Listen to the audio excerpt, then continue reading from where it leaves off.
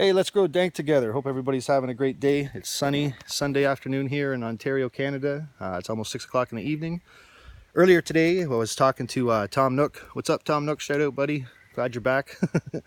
We were talking about the composting that we were doing, and this is a compost that I like to do. Every year I make this compost. It's actually a really cool compost to make. It's easy to do. It's grass clippings you use. Whenever you're making compost, there's two essential ingredients you need. You need nitrogen, you need carbon. So those are really important. It's a 30-to-1 ratio or 25-to-1, I think something like that. But basically you're going to want 25 parts of carbon to 1 part nitrogen is kind of the key to look at it. And then you have to know there's a bit of a tricky math equation there. So this is a really simple way to do it. It takes all that crap work out of it. You need basically 3 things. This will work. You don't need any more of the ingredients that I'm using, but I put the other ones in just because it enriches it a bit more. But all you need is you need your nitrogen, carbon, and moisture. So what I like to do is what we're going to use is we have for carbon, we have this here is cardboard. This cardboard I got from work, very simple. You can get any cardboard. Most of the cardboard, if you want to get from like even a grocery store, will be done in a food grade, like any rating is done with a vegetable-based paint ink. So the vegetable-based inks are awesome for compost and they don't hurt crap. This is last year's stuff, so that's one thing about I do have to tell you. That this stuff takes about a year to make. You could make it quicker. You've got to get in there and turn it over. But at the end of the day, this is what it looks like. This stuff was made last year, and it's beautiful. I don't know how else to explain how easy and amazing it is to use. It's the greatest stuff in the world. It literally, if you dig a hole, put this stuff in with your plant when you plant it, you'll be amazed. 2-3 days is all it takes, and you will see that something different's going on. It is really cool stuff. So you have your carbon, you need a little bit of moisture. So the moisture is what we'll use to keep everything moist. A lot of the bacteria that works on this stuff does like a little bit of a wet environment. And then of course, the main ingredient, I guess, would be pure nitrogen here is what the way to look at it. But this is your grass clippings. So what I like to do is you have to find a place in the shade. You want it to be out of the sun.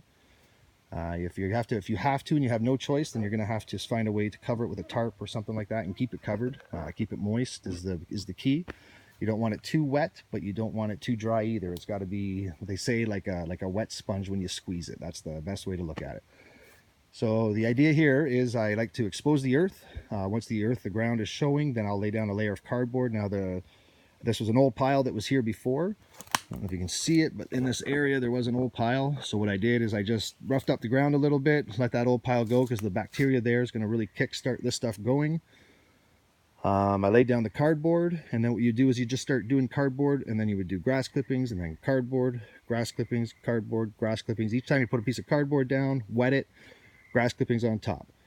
Another piece of cardboard, grass clippings on top. You want the grass to be probably about 3 inches thick layer, and then the cardboard's only got to be maybe a couple inches thick. So 2-3 layers of cardboard thick, and then you're good to go.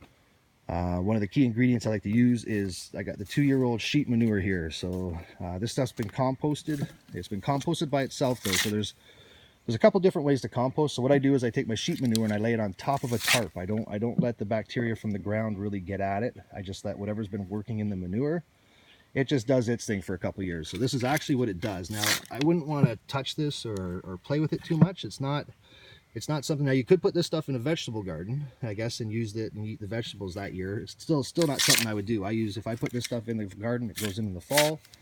And then I turn it over in the spring, and it's amazing stuff to use. But what I'll do is I'll put a little layer of this, a real thin layer, about maybe every 2-3 layers as I go through. So as you can see, I've kind of started here. The bacteria that work inside the manure is really good bacteria, so they're really hardcore.